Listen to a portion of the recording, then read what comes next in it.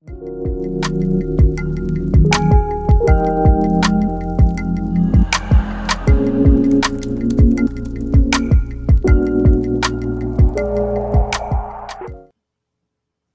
up, peeps? It's your boy Fa-Harra FV, and this is Fa-Harra's Visionaries.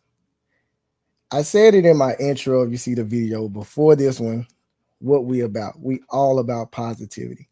We all about bringing great things to this universe. It's so beautiful. But in our lives and what we're taught all the time, we don't necessarily see all the beauty in what's around us. So that's why I created this platform. And I was going to do the first video of me talking by myself, but positive energy had me going to another direction. So I want to do this episode with someone that's truly dear to me, someone that that helped me through so much and just been more than just a being, like family, and really is my family. So I want to bring along my brother. He's a barber. He's a mentor. He's a father figure. He's a creator, an entrepreneur. He's the co-founder of Help and Inspire Men. He's a transformation coach. He's the host of the podcast Ray Bridges Humans podcast. I want to make sure I get that right. And most of all, he's literally my best friend. So introducing Coach Raymond Brian. Oh man, listen. I was like, who are you talking about? I was just but nah, what's up, bro? What's going on, bro? Man, nothing, man. Just building a platform. Yes. Of great people and great situation and great conversation. So I want to say it again if I hadn't said it before. I don't consider this a podcast. I really consider this as a conversation. And it's crazy that Shannon Sharp says that. And I had this vision that when he said it the first time on his show, I was like, oh man, I hope people don't think I'm biting off Shannon Sharp, because I do want to have a conversation. So I don't necessarily see it as a podcast or a show. But I am excited to have you on, Coach. How you doing, man? But I'm awesome. I'm awesome, man. I'm good, feeling good, man. Look, I love this backdrop you got, bro. And I'm also look. I think when I was trying to type in my name on there, I misspelled Brian, but it's Coach Raymond Brian for everybody who's watching. I got Brain on here, but it's Coach Raymond Brian, bro. So yeah, it's all good. It's all good, man. So people that don't know Coach, can you tell them a little bit about yourself? So I am just turned 42 years old. Shout out to the 40s. Yes, Shout sir. out to the 40s. But y'all know I am I'm a transformation and life coach. I work a lot in emotional literacy.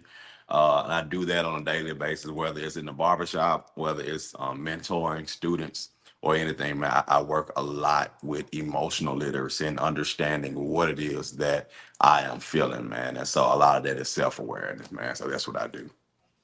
That's awesome. That's awesome, man. I've been knowing you for a long time, and I just think about the times that we shared having conversations, man. So I'm telling y'all, this is gonna be different. This is gonna be different, man. And just to see where you've come, beating you in the 10th grade at Westwood High School to where you are now, man. I just want to say, and I know that and I realized this when I got older and somebody said to me that I hadn't really heard it before. Mm-hmm. I want to let you know that I'm proud of you, bro. Wow. I appreciate you, brother. I really appreciate that, man. I So, take it in fully. yeah, man. It's been a long ride, man, and we young, man, and we still got a ways to go, man. And Yes, sir. if we could bring positivity into this world in any kind of way, man, let's do that. Absolutely. And Absolutely, bro. Absolutely. I'm glad I got a great running partner on that mission, man. Yes, sir. We on two different sides of the world now, but Yeah, bro, we still 100% in, bro. Yes, sir. all day, man. Well, I don't want to. I don't want to leave this no longer than what it is. I want to get straight to it. So after this break, we're gonna go in and we're gonna talk to Coach Raymond Brian a little bit more. Most of our households, we learn early to sweep things under the rug. Family secrets, personal secrets, personal trauma. Yeah, I know everything ain't for everybody to know. But a lot of things we've been conditioned to hide, trained to cover up, generationally taught to keep silent on. If we only knew how sweeping things under the rug was going to affect us long term. One thing that I can tell you that it creates is cognitive dissonance. Coach Ray, what's that? It's the discomfort of holding conflicting beliefs or attitudes. It's like me mentally holding these two weights. Each one of them have their own thought process. It has its own depth. And the discomfort of me holding both of them for so long, it gets heavy. The weight of this can cause me to go down some bad mental roads. And most time, y'all, we don't even make room or space to discuss these inner conflicts. Man, I remember I just try to live the most discreet, private life, lost in a world of trying to be this perfect Christian young man. I struggled with seeing all the lives I saw lived around me and the life I was told I should live. It got heavy. That was just a glimpse of my story. A lot of us literally sitting on secrets just piled so high, we can't even hide anymore. And we're mentally crying out for help and don't even realize it. Get yourself some help and start uncovering all this stuff. Go talk to a therapist. Go talk to a coach. But I promise you, you cannot be the authentic human you were meant to be in a secret place. Love you, family. The world needs to see the free you. Welcome back to Fa-Harra's Visionaries. I'm still here with Coach Raymond Brian. Thank you again for coming by and having this conversation with me. Yes, sir. Yes, sir. All right. Now, since we got Coach Raymond Brian, make sure to follow him on Instagram. This is Instagram handle right here. Make sure you go over there and follow Coach Raymond Brian. A lot of positive information, a lot of things going on, man. And he's helping a lot of people. He's literally bridging everybody together, man. So y'all go over there and make sure y'all holler at my boy on there right there. All right. I want to talk to you first about entrepreneurship and what you're doing. You've been an entrepreneur for a long time, man. And you've had 2 different beauty and barbershops, man, and even from real estate to like everything, man. You've done it all. So what would you say to somebody that's just now starting or had the idea to be an entrepreneur in this world that we living in, because it's so crazy, man, and entrepreneurship is so weird now, you know what I'm saying? And Yes. it's it's something everybody want to do, but they don't want to go through all the actions it take to get to it. So Yes. what would you say to somebody that want to start a business then? I would definitely say because I've been an entrepreneur all my life since we graduated high school, man. And so this has been literally since 2000. I've been an entrepreneur, and so 20 plus years, man. And I think that a lot of people go in, and I would tell you, you go in thinking that, oh, you just finna go out here and make some money. You finna go out here and get it, man. It's so much bigger than that. One thing I can tell people, if you're trying to venture into entrepreneurship, understand that it's going to take all of you. You are your brand. So how you show up, how you operate, how you I'm talking about in your daily life with people, you are your brand. And that's something that I didn't understand on the beginning, but as I continued through the years, I understood it's bigger than what you can just go to a 9 to 5. It's much bigger than that, man. So to understand that it takes all of you, that's the key to first understanding entrepreneurship, man. Great information, man, because we talk about this on the Kings of Company all the time. Like a lot of people say, I'm going to be a millionaire. I'm going to get $1 million house. I'm going to get $250,000 car.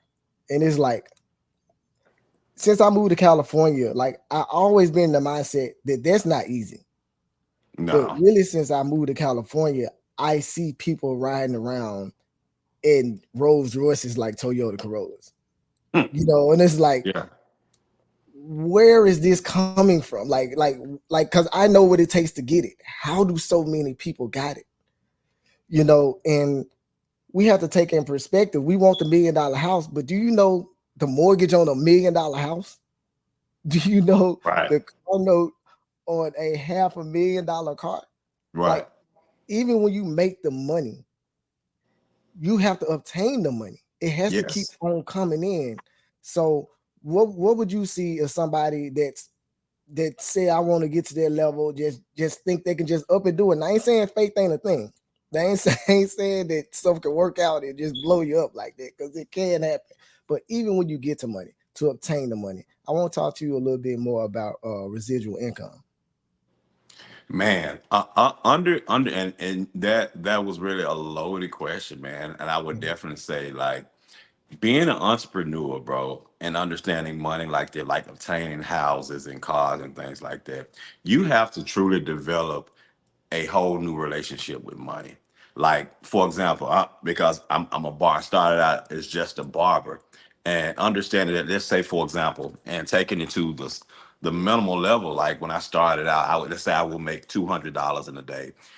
If I don't put that $200 away, if I make that 200, I spend that 200 that day, I have nothing, but learning to develop a new relationship with money is critical, because so much of their $200 I have to take out for taxes, so much their 200 I have to take out for bills, so much their 200 I have to take out for so many different things, and developing a system for yourself as an entrepreneur. Because I'll say it again, it's much different than me going to a 9 to 5, and it's much different from me going and knowing I'm gonna make a set amount. I don't know what I'm gonna make in a day, and so it's so important that I develop a critical new relationship with how I understand how money works. Because if you can make this $200 today, and tomorrow you can make zero, what you gonna do, right?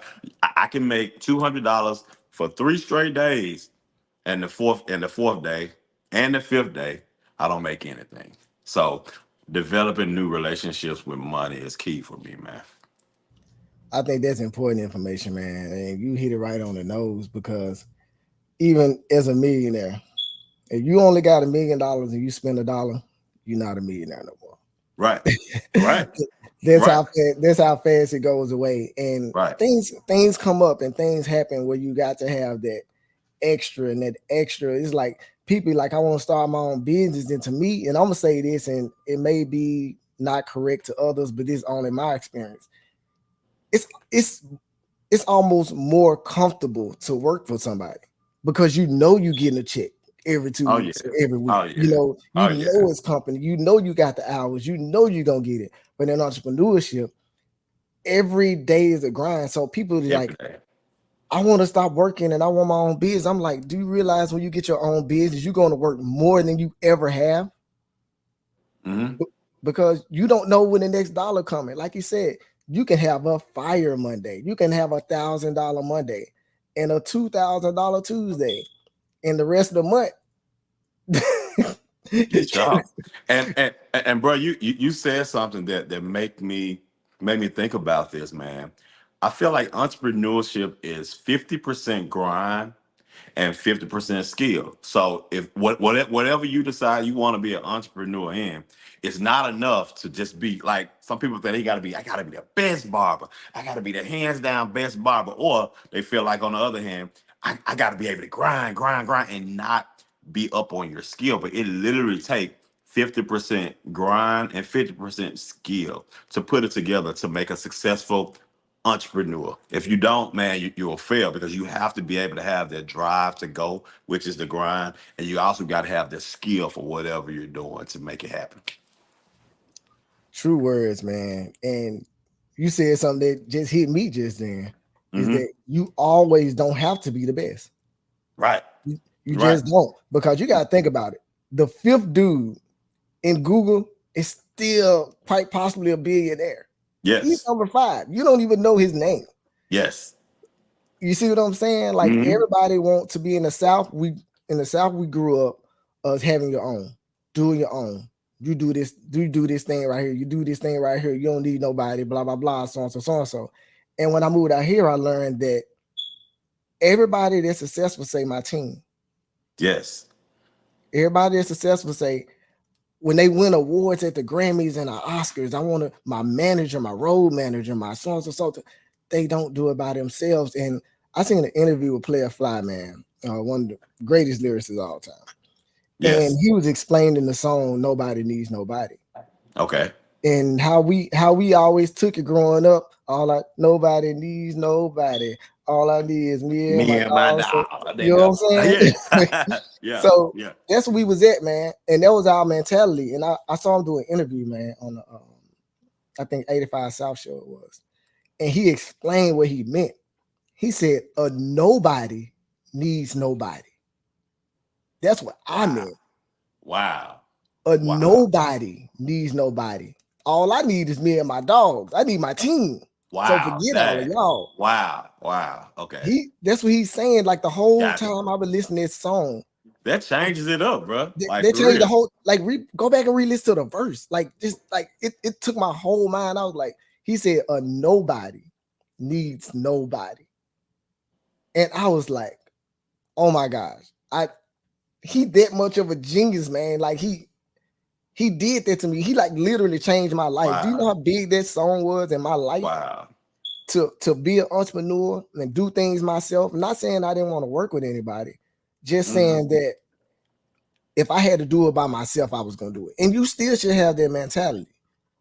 Wow. But to be in the mindset of being around people that have things and has made it to the next level, you know. And I know you watch a lot of a lot of sit downs with Yes. CEOs and things like that. It's something you got in common. We'll sit down and watch it for 2 hours. Yes, absolutely. Yeah, yes. but it's like the fact that we grow up thinking that we don't need nobody else. I think that's the downfall of our growing up and the downfall of a lot of entrepreneurs. I can't say from everywhere, just really from Memphis, because that's where I'm from. If we had a team of people that believe in the same vision, that's a village.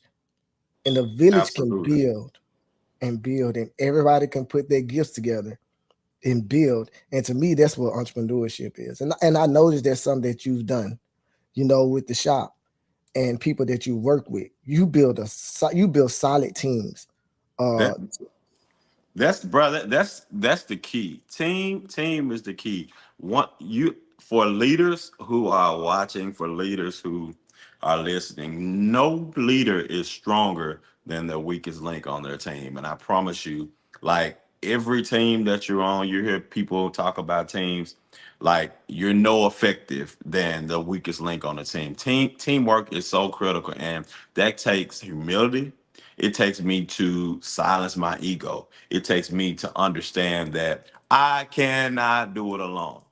And in entrepreneurship, you have to understand and realize you cannot do it alone. If you think you can do it alone, go ahead.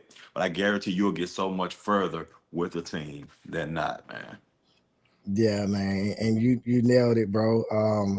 And even as a leader, you know, there's leaders and their followers, you know, but even as a leader is an exceptional follower, because a leader learns every day, learns all the time, have to have the mindset to, I want to do this. I want to do this. Knowledge is key. People don't even understand how important knowledge really is. And if you really knew what was around you, going on around you, you wouldn't buy certain stuff.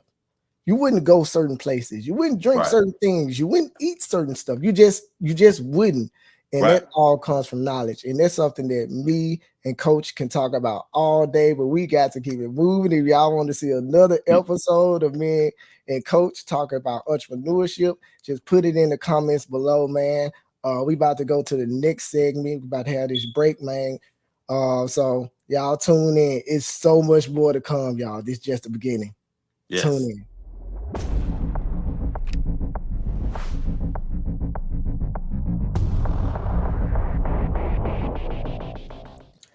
What's up, peeps? We are back.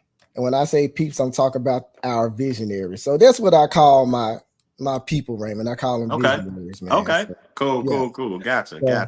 So we back with our peeps right now. So like I said, I might thank you in every segment, man, for being on the show, man. So much valuable information you just gave on the last segment. Yes, bro. Yeah. So I know you've been working with youth for a long time. That's why I say father figure to someone that has no kids. Yes, bro. Because Yes, bro. between your nephews, your sister kids and your cousins and your and the people you just help, it's like I always put you and Jerome Fleming in that right there. Guys with no kids, they have so Yes. many grown Yes. babies now. You Yes. know what I'm saying? Yes, absolutely. So Absolutely. I seen you did a interview recently with one of your youth, and I Yes. watched your whole interview, and that's kind of what I want to buckle down on. And I want to talk about the future of our youth. It's something you always deal with. That's something that I always deal with in my walk in the community as well, is dealing with youth. The future of youth that you can see right now in any kind of category you would like to talk about, even if it's entrepreneurship, if it's the where you think they are going in life, or music, the music, anything like that, man.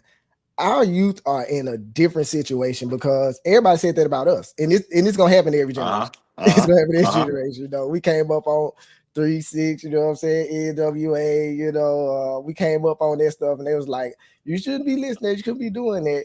And we was like, man, we're gonna be all right, but some of us was all right, and some of us lived their life. Yeah. You know what I'm saying? So what you think the future of our youth is, man, and where it can go? I think to understand the future of our youth is to understand our discipline as older adults is to understand their boldness as youth. If we can take our discipline and their boldness and put it together, man, we will be such a powerful people, man. I think that the youth today have a boldness that we didn't have. I think our generation on, like the millennials, our generation on, we were the last generation that was taught to do something just because. We were the last generation. After us, man, they want to know why. No, I'm not. Why do I have to do that? Why is that going to make sense in my life? That's what they want to know. So I say to understand their boldness and being able to speak their mind and being so aware of what it is that they're feeling is powerful. And you put it with our discipline, man. That's bridging, man, and that's so powerful, man. But the future of our youth, bro, they're gonna get things done. They're going to make things happen that we couldn't make happen. But the navigation of it is where we come in. So mentoring. So standing up and standing in the gap for the young man that don't have the father figure, or standing in the gap for the young lady that don't have the positive mother figures in their lives. It's so critical for us, man. I've learned that with working with youth, with helping inspire me, and man, the nonprofit, man. I can agree with you more, because when I do talk to young guys, and I have a son at 17, and when I do talk to young guys and young ladies, I work with them for a long time. It's like you said, the boldness. Like Yeah. we were still in the yes ma'am, no ma'am. You Yes. know, Yes. we feared our mothers, you know what I'm saying? We feared our fathers and our aunties and things like that. So we'll be bad, but we wouldn't do it in front of them. Like we had Yes. that much no, that's where the respect ain't come. We got that Yes. much respect that if I'm gonna go do this, my mama probably gonna catch me. She probably gonna find out, but it's something I wouldn't do in front of her. Cause I look at the youth now, and I look at like they go in the club with their mama. You know what I'm Yes. saying? It's like, and I'm like, Yes. I can't do it. Like even to this day, like I just can't do it. I don't it ain't there that I don't want my kids to think that they not my friend, but I want my kids to know that I'm your father, That's and right. I love you, and I'm gonna do everything for you. That's right. But and I had a daughter that just be 22 this year, and she was asking me about her 21 birthday party, and I was like, I know you're going to be having fun, so Yeah. I'm gonna let you have your fun because you still my baby. Right. You know what That's I'm right. saying? That's right. You still my baby, but the XY, that's what I want to get to, because we were brought up in the generation that you don't ask God no questions. Right. You know what I'm saying? You don't ask this, you don't ask this. And that's something I always had, and I think that's the worst whipping I ever got is asking why. It's Wow. like, and so I believe that's something I've always had, but I had to tune myself down as a Hmm. youth because I knew the consequences of me asking why. These youth now, they just want to know. You know what I'm saying? They want to know the positive, they want to know the negative, and then when you don't tell them, I think that's when they act out. Because if you don't know, you just don't know. You And know, and bro, I want just the listeners to think about something for a second, man. I have to remind even people that come in and out of the barbershop, man. I have to remind everybody that we are not in 99 anymore. We're not even in 2010. We're not even in 2015. So much about our world has changed. And if we now, as the working adults, the middle-aged people, sounds so crazy to say, right? yeah, But if we don't understand that we live in a new world, like we are exposed to so much more information than what we used to. It used to take 2, 3 days to find stuff out. Now we find stuff out in an instant. And so what for the youth today to understand the level of information that they was born into, it's not enough just to tell them to do something and this is why. No, you gotta give definition, you gotta give explanation. And so for us to understand that we're not in the same day that we used to be in, man, that's the first step for us to figuring out the youth, for understanding them. Because like we used to have beepers, bro. We had beepers, and you could pay somebody. I got to go to a pay phone to go. If I ain't got a cell phone, I got to go to a pay phone to go and see who it is that's beeping me. Now they got cell phones, like they FaceTime all day long. You know what I'm saying? So to understand that, man, we are in an information age, bro, and the ideologies and the ways that we think, we have to come forward with it, man. Come forward for real. I got you, bro. I got you, man. And before we get off this subject, um, where do you see the future 18-year-old as of right now? By you working with so many young men, what do you see out of working? If you could to collab all of them together, because I called you the other day, and you was helping one of the young men drive and Yes. take Yes. for his driving test. So Yes. you're around so much. What do you see it actually going? Do you see it being more negative for our universe and this world that we live in, or do you see you see it being more positive, or is it like right in between? Because they got so many things that's leading them. They got the Hmm. music that's leading them. They got the TV that's leading them. They got the friends that's leading them. Hmm. So in your mind would you, if you was to average up the future of our youth, what do you think it'll be in 2050?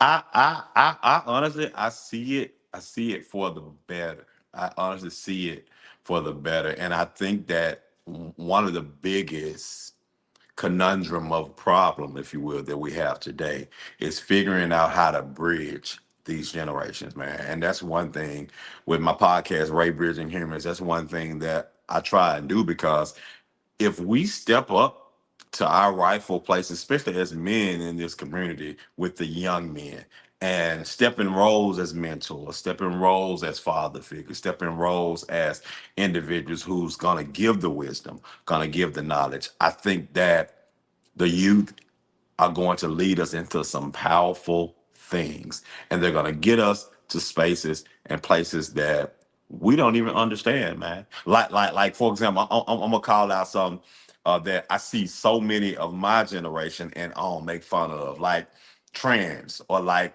when they want to be identified as they and them. You're like, man, what was it? No, that's now. That's what we're dealing with now. Kid, your child come home and say, hey, my friend got two dads. What's up?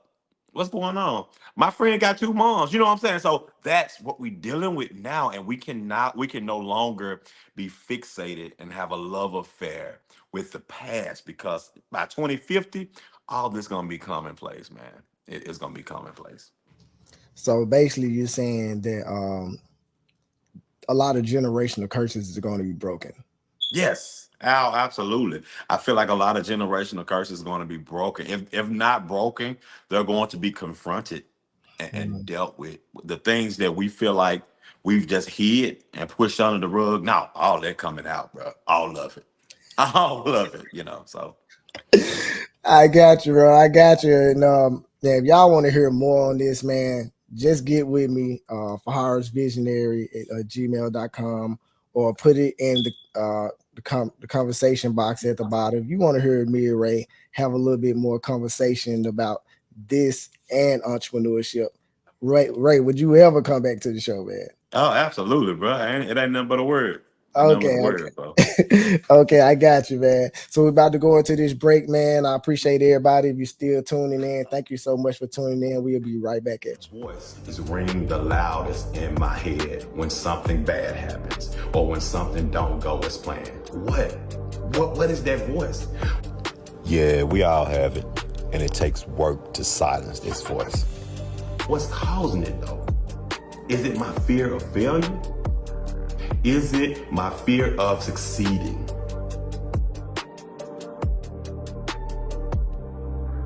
What voice told you you wasn't gonna be shit? What voice told you you'll never be as good as your brother or your sister? What voice told you you was ugly?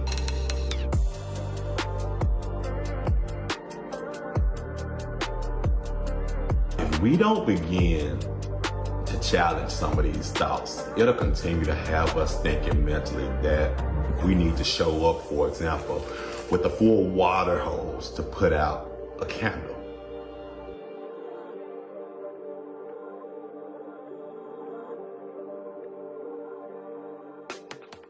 Welcome back to Fa-Harra's Visionaries. I'm still here with the coach, Raymond Yes, Brian. sir.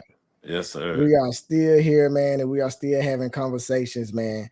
And if you like anything that we saying and you want to contribute, we are taking donations. Take them. We got it. We need to take Yeah, them. we taking donations. You can go to Fa-Harra's Visionary. Well, Fa-Harra's Visionary. If you want to do this, you go to Cash App just Fa-Harra. Just the name Fa-Harra. We taking donations. If you got something you just want to bless Coach Raymond with, make sure you put that in the notes. Put that in the notes, and I'm gonna send it to Raymond directly as soon as I get it. I'm not holding anything. But if you want to bless the show, you Yes. can bless the show. And if you see anything that I'm rocking and you like it, you can always go to Fa-Harra.com and get your Fa-Harra wear and all those things right there, man. But we Yes. still have Coach Raymond Brian with us. We're about to hit a subject that Man. it means a lot to both of us, Yes. because we both grew up in I can say almost the same way. You know what I'm saying? Yeah. And we lived certain lives for a long time, and we had to figure things out. And like our youth, we were talking about, the last segment, we had to figure things out as youth ourselves, and we got older, we had more questions, and we had more questions. So Raymond, I want to talk to you about religion. Oh man. Okay. You already know, man. Yes. So you're gonna have some people that's gonna hate, and you're gonna have some people that's gonna agree, and you're gonna have some people that's gonna love. And Yes. I'm down for all of it, man, because there ain't number positivity over here, man. I want to start off with talking to you about something that your podcast talked about. And your snippets and reels you put out. You had a whole series on it. And the Yes. series was on Church Boy. Yeah. And I watched the whole series, man, on your Instagram and Facebook. And I can't say that I've been through all of that. But I can say that I was a boy in church. And I agree with you 100%, because some of that stuff I did go through, and some of the stuff I didn't go through. And it's to all men that grew up like, like we Yes. did, because Yes. a lot of people used to say, like, I could be honest about this. A lot of people say they went to church a lot. I went to church a lot. Like, if my church wasn't open, my mom had us at somebody's church. Like we was going 7 days a week at one point, and even if it was prayer meeting at Miss Fleming house next door, you know. Yes. So Yes. we was doing it 7 days a week until I started working. Yes. So I was that church boy, and I grew up in that choir, and I played the drums for that church. And you touched on a lot of things, man. So if you were to sum a lot of stuff about the church boy up, you know, and just speak to the visionaries, what would you say to the church boy that's going through what you went through, what I went through, and our brothers went through, and our cousins went through? Not downing anything on the church, but just saying, I understand you. What would you say to him? Wow. I think first, bro, like to understand religion and get a new understanding of what it looks like. You remember when we were kids and we had we played the Nintendo, right? We played the game. I used to think that Christianity was the game system and we just play different games. But now I understand that Christianity is just a game in the system. So if I can take Christianity out, I can put Muslim in. I can take Muslim out, I can put Buddhism in. I can take Buddhism out, I can put agnostic in. It's a game in the system. That's the first thing. The second thing, to understand that there are religion are rules, and to see if you became subject to certain rules or not, depending on what game you playing in the system. And so to understand that if this system got this set of rules, this game has this set of rules, to understand that this is just a part of their system. And so many of us have suffered violently. We've suffered a dogmatic rules that we have gone by, and to get older and realize that ain't none of this shit what they said it was gonna be. It's wild, man. For real. It's wild, Quinn. It's wild, bro. For real. That's the reality, man. That is so the reality. And believe it or not, me, you hadn't really had this conversation. You know, it's Nah. like, and Nah. so y'all get some real stuff, because I believe totally different what I was raised. Yes. You know what I'm saying? And it's not to diss anything or anybody, but I went through a time of my life where I had a download. I think I got my first download. That's what I call them. Mm-hmm. And that download, I was going through so much at the time. It was around 2016. That download basically showed me that I had to forget everything I was taught Yes. to receive what was really for me. Yes. And I was depressed for 6 months in Mhm. 2016. Wow. And because if I don't know how to cut hair, if I don't know how to drive cars, if I don't know how to play games, this is the stuff I know how to do. Yes. But the thing that I knew more than everything that I love to do was my religion. Yes. Yes. And I knew it. Like I was second in command in my church when I was 17 years old.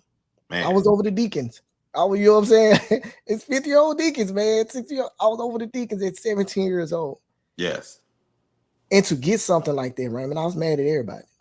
Wow. I was mad at everybody, man. I was mad at everybody that taught me, like, why did you do this to me? I was mad at everybody, Raymond. I'm like, why did you tell me this? Why did you show me this? Why did you so and so, so and so? People that's not here no more, and I love dearly. Yes. And it hurt me, bro. Like, it hurt me so bad, man. And going through that, toward the end, I had to ask questions. I asked more questions. I've always been a question axer. Ask more questions. And I had to be shown that was their life. Yes. You have your own. Mm-hmm. And that's when I really figured out what I heard in church all the time is many are called, but few are chosen. Some are willing, some are just created to follow. And there's nothing wrong with that. Like I said, an exception of leader is, I'm a great leader, there's an exception to follow. Yes, absolutely. And some people are just meant to lead. You know what I'm saying? There's their positions. Like, so I'm not saying that people are better than people. No, I know people like that's comfortable in their position, that understands their position and know their position. And when I went through that, man, it hurt me so bad, Raymond. Like I didn't talk to you about it. Man, nope. Nope. Yeah, I didn't talk to you about it. And it's only one person, one or two people that I did communicate with about this. So me saying that you growing up how we grew up and how we did and the things that we did growing up in religion, what do you really consider? Like you said, religion is like the cartridge of the game. Uh-huh. You can Uh-huh. switch in and switch out. Like if you were to have a son today or have a daughter today, what do you think? Because you know our families are still deeply rooted. Mm-hmm. Mm-hmm. What would you tell them when they came ask daddy, teach me about religion? Wow. I would give them, man, that's a loaded question. It's a good question, but it's loaded. I would give them the fundamentals of what I know now about it. Nevertheless, the smoke and mirrors, the mysticism of it all, I would not give them that. I would definitely give them the fundamental basics of what it is and what I practice and what I stand in. However, I would let them know what faith is, and that because none of us know what's going to really happen when we close our eyes, that's what your faith is going to tell you. So whatever it that is, that's what it's going to tell you, man. So I would definitely I would not raise, and shout out to both of our mamas, you know, but I would do it different for my child, because I understand now how. And you said something too that made me think. Lived experience, bro, that's what it is. Like, lived experience, my lived experience is different from your lived experience. Your lived experience is different from mine. And so, gosh, the religion that we have been raised to practice and adore, which is Christianity, to understand, and I know this gonna kind of speed us in the conversation, but we definitely could put a pin until we get to the next segment. But to understand your lived experience and my lived experience with the Christianity faith, two totally different. Like two totally, and if you're not willing to empathize with me, and if I'm not willing to empathize with you, we'll always bump heads. We'll bump heads. And I think that's where Christianity fucks up. Excuse my language. I feel that's what Christianity mess up, if you will. No, you good, bro. You already know it's free speech over here, man. Yes. Because the thing is, I want to give people's honest opinion about things, man. And big shouts to our moms, and I'm glad you said it, because later on we found out our mother's birthday on the same day. Same day, right? Right. Yeah, man. And me and Ray got a lot of come. We even got a mark Yes. on our arm at the same place, which is Yes. weird Yes. as The crap. market. Like we got the mark on our arm Over at the here. Yeah. same Yeah. place, man. Yeah. It's like weird. Yeah. So when I met bro, it's like we learned a lot about each other, and we still learn every day, because I tell anybody, even outside of religion, people like they want to get to know you. I want to get to know you. Like you will never get to know me, because I change every day. I Yes. learn every day. I change all the time. So whatever I was thinking yesterday, it's probably gonna be a little bit different. It's probably not gonna be the same thing. So man, you got to catch me when you catch me.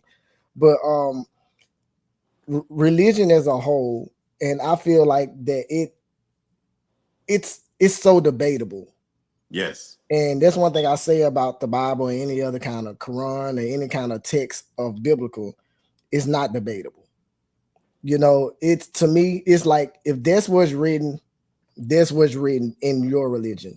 You know what I'm saying? And if that's what you follow, that's what you follow in your religion. It's like me personally, I don't deal in religions. And I heard, if I'm not mistaken, I heard Kurt Franklin talk about religion and say he's not Yes. religious. Yes. He's spiritual. You know what I'm saying? And when I first heard that, it kind of did something to me, because somebody I listened to since 90, 6 or so, Man, yeah, it's yeah, like, to yeah, tell me that he's not religious, it's like that literally did something to me. And that's where I really looked into religion. And that's one of the things that helped me ask more questions and to where I am now. And where I am now, I think is a comfortable place for me, and yes, and yes. it put me to a place where I love everybody. Mm-hmm. And I can't ever say I ever hated on people or hated people, but I can say that if I couldn't say I loved everybody. Yeah, You know, where I'm at right now, I love everybody. And it's without having an instruction book right. Man, showing me how to man. love. Like, and when I really realized what love was, that's what got me to where I am today. What I Yes, thought love yes, was, oh my gosh, man. When I love is unconditional and it's an action word.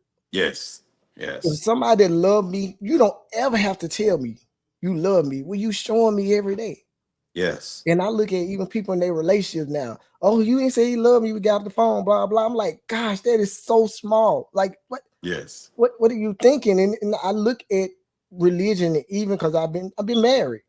Mm-hmm. So it's like, and I had to read those oaths in front of everybody. Oaths. We don't supposed to Oaths, deal in that. Like, oaths. we Right. don't supposed to deal in that. And then it tells you that this is your job and this is what you're supposed to do. And I'm gonna be honest with you, Ray. If love is unconditional, why do I have so many conditions? Man, so Benny.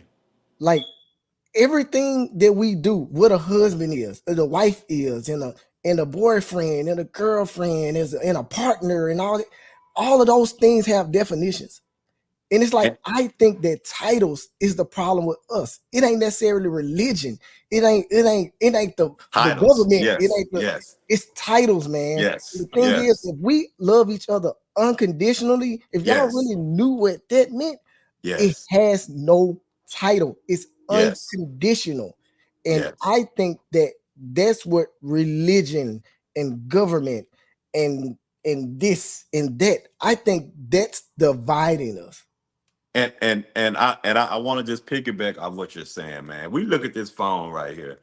Like religion exists on the inside of this phone. So if you think anywhere outside of these parameters, you won't understand the conversation that we're having right now. Because religion, what it does is it sets a barrier for you, and it tells you everything you're supposed to think, everything you're supposed to believe, everything you're supposed to see in life. And if you think outside of that, it's the devil. If Going you to think hell. outside of that, it's bad. And so when you begin to open up your mind to ask questions, to your point earlier, why? It takes you out of that system. And so if you're not willing to think outside of what you've been taught and deconstruct that stuff, you'll be stuck in that, man. You'll be stuck in it. Yeah, man. And I appreciate you having this conversation, man, because and this conversation is deep. Like I ain't even touched Yeah, we the ain't even beginning. touched the Like we ain't surface, even bro. touched Yes. it. But I know we got to keep going, man. But if like I said, if you all want to hear more from Coach Raymond Brian, just man, let us know. Hit us up in the Yes. inbox. I'm telling you, ask as many questions as you can. Fill the inbox up, man. And because this is a conversation that's way more than what we can talk about Yes. right now. Absolutely. This is a show in itself. To you talking about two male individuals coming up in that simulation, in that programming, and learning things for ourselves and seeing for ourselves. Everybody journey not the same. And if everybody doing the same thing, you are a program. You are a part Yes. of a program. And that's what I believe that Yeah. is like.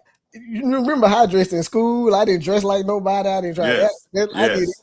I just never really been a part of a program. Everybody else doing it, it makes me ask questions about it. Yes. And you been the same. You been the same way, right? Like it's like Same way. you. Same way, bro. Same way. If we could keep having this conversation, man. But thank y'all for tuning in, man. We got one more segment. I hope you stick around, man. I'm here with Coach Raymond Brian, and we will be back. Yeah. Came at 17. Damn.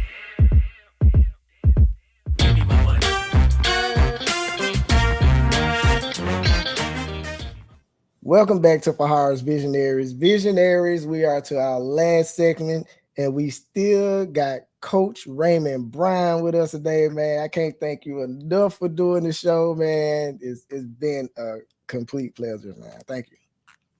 No, but thank you for having me, brother. I really appreciate this, man. I really do.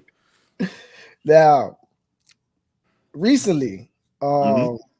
I was watching your podcast, and actually, and you can go find his podcast on all podcasting platforms, and you can go and the link will be in the description. You can go and see it on YouTube as well. So Yes. the link is going to be in the description. All right, you recently had a show where episode that you were talking about sexuality Yes.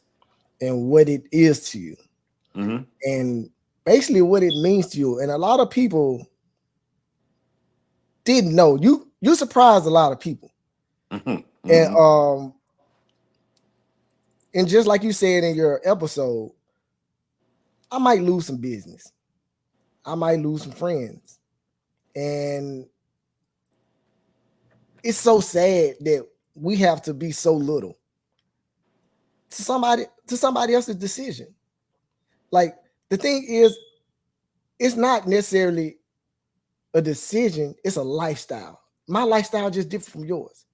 But it's decisions in everything we do. Like, we want to blame Yes. everything on the devil and religion. It's like, no, every decision that you make led you to where you are today. That's just facts. The devil didn't have, you know what I'm saying? Nothing to do with it. The Yeah. devil sit back like, hey man, about this Y'all too, give me all this credit.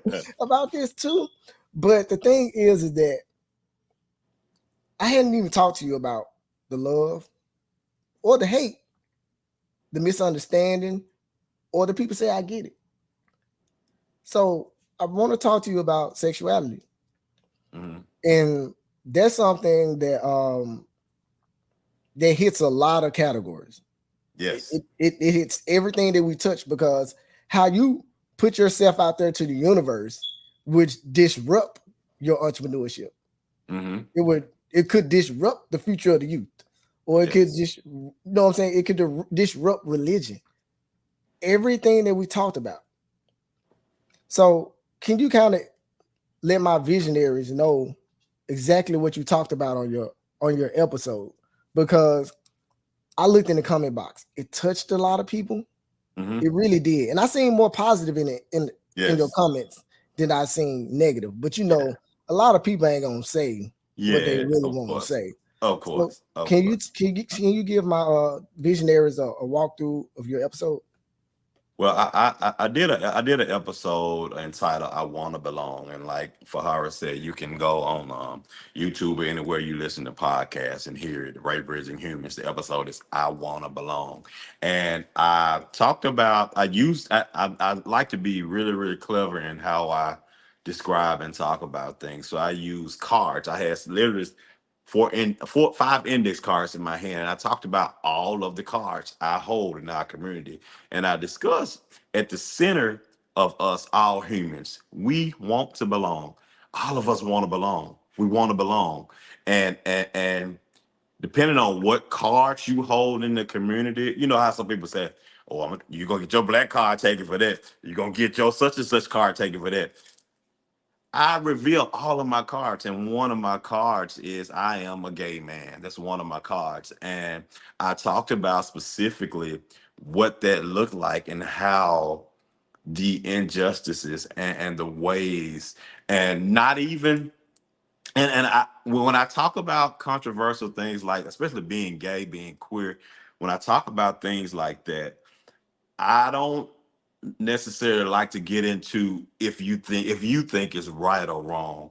I like to stay in how you treat people. You can think one thing all day long, but how you treat another human being, to your point, Quinn, that's the biggest piece. And so I talked about the discrepancies. I talk about the inhumane ways that we have treated people who are gay and who are queer in our community. And I'm a member of that community, man. I also just speak to some you just mentioned too. For me, how I look at, and I love description. I love to set things up. How I look at sexuality, Quinn. Um, we got a light switch. Turn it on or turn it off. A lot of us look at sexuality like, I'm straight, I'm gay. So we turn the light switch on and off. For me, sexuality exists on a spectrum. So if I got a light like this on, I can make it bright as I want to and make it dim as I want to. But somewhere, I feel like our sexuality falls on that spectrum.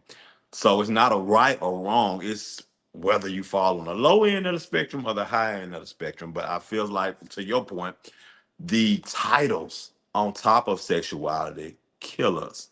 It kill us. What if we could operate out from outside of the title? How much of a better world we'll be in. Depending on where you fall on this system depends on how the treatment you're gonna get, man.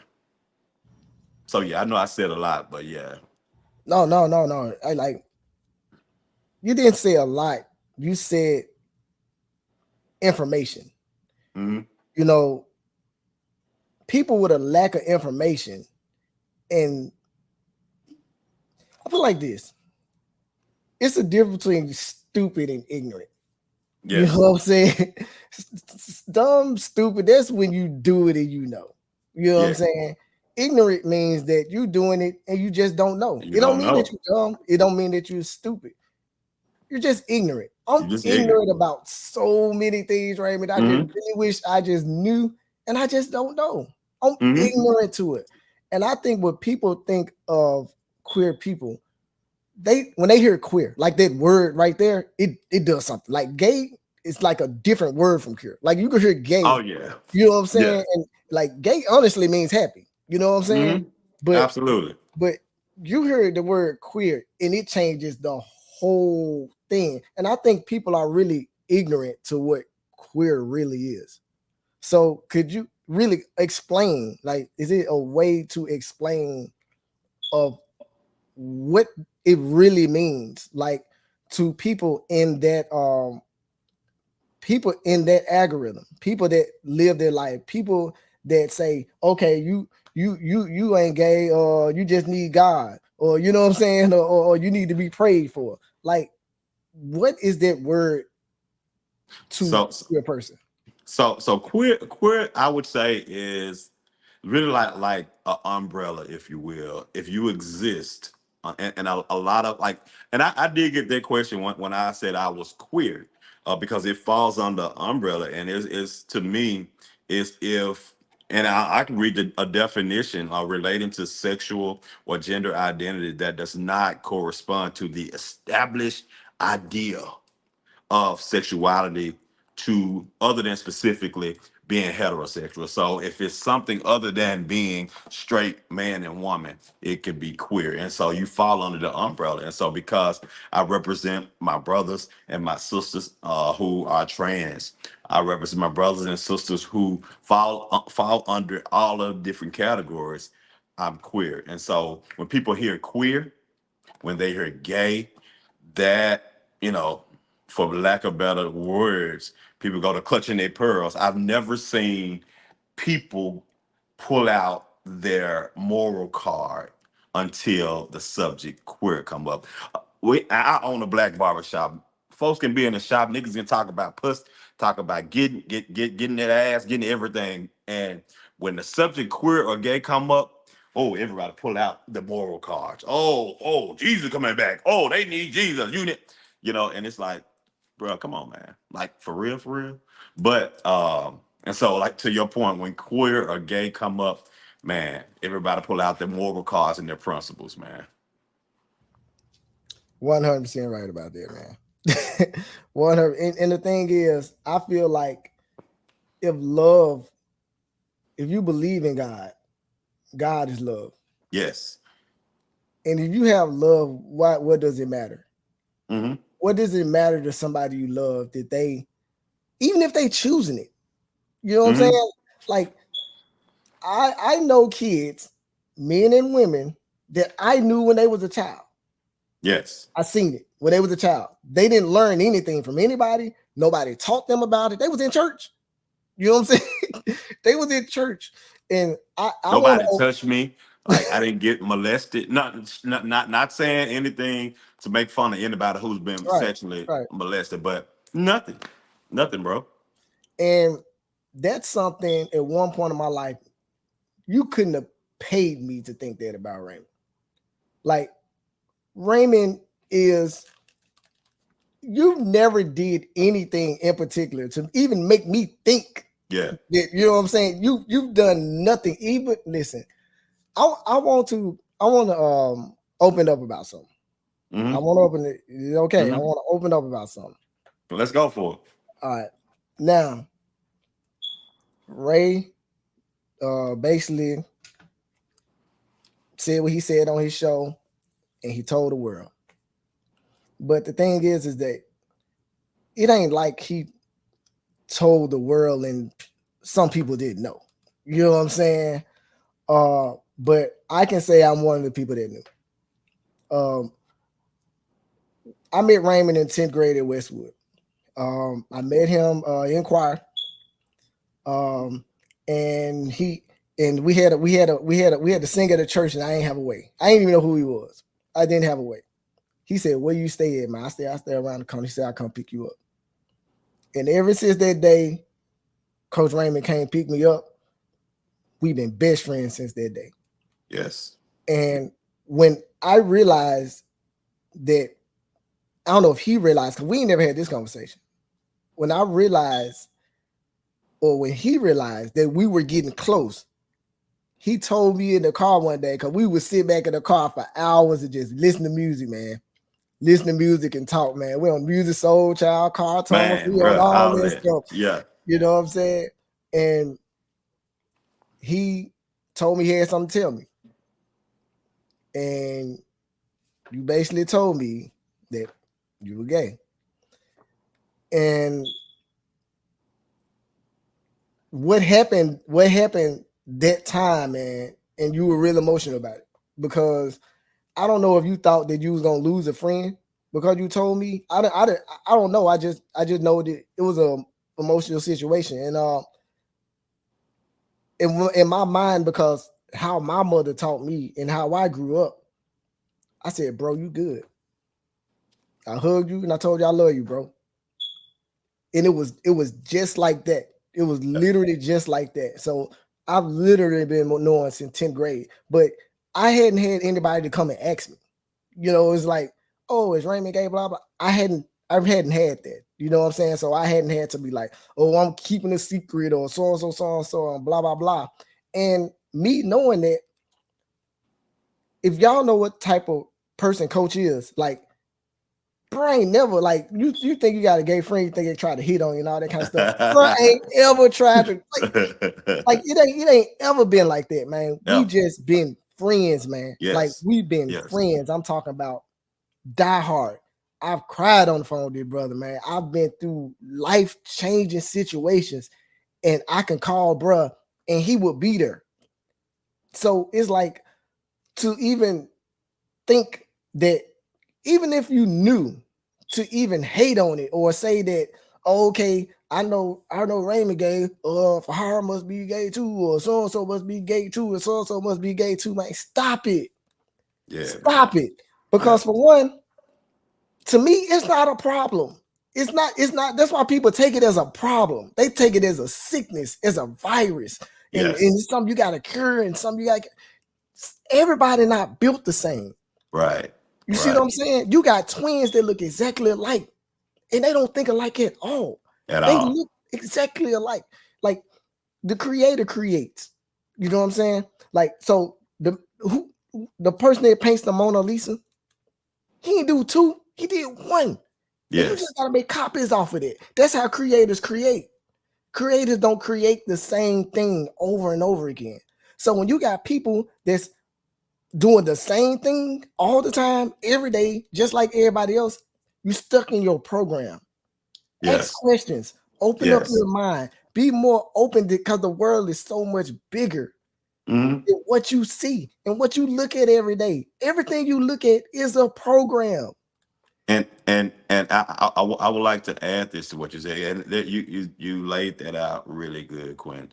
And I want to add to what you just said. If you are, and I deal a lot in privilege, and to understand what privilege is and what it looks like. If you are a heterosexual man right now watching this conversation, and you've never really had to be shame about anything sexually, you never really had to feel any kind of way about anything you've done sexually, you are privileged. Privilege is hard to admit, but you're privileged. If you and this is no shade, this is just the truth.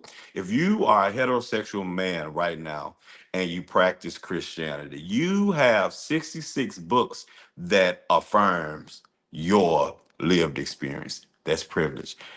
And understanding that, you have to have a level of empathy for any other lived experience outside of yours.